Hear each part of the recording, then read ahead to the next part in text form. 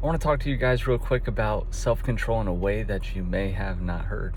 Now, we know one of the fruits of the Spirit is self-control, and a lot of Christians know that self-control is things like turning the other cheek or blessing those that despitefully use you, things like that. Now, know that self-control is one of the fruits of the Spirit, so that means the flesh and the carnal mind and things of that will try to war against it. Now, let me give you an example.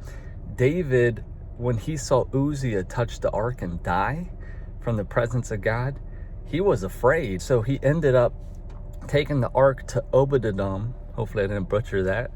And he was there with the ark in Obed-Edom for 3 months because Obed-Edom was a priest who knew how to steward the presence of God. And David wanted to learn and understand that. So when God taught David through this priest, next thing you know, every 6 steps they would sacrifice to the presence of the Lord, the ark.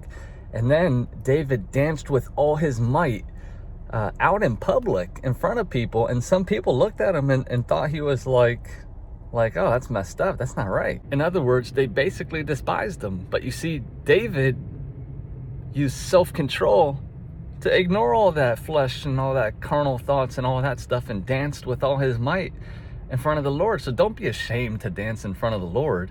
Now, if you're only doing it to be seen by men in public, then that's a problem. But if you're doing it when you're not being seen by men and when you're out in public, that's okay. Nothing wrong with that.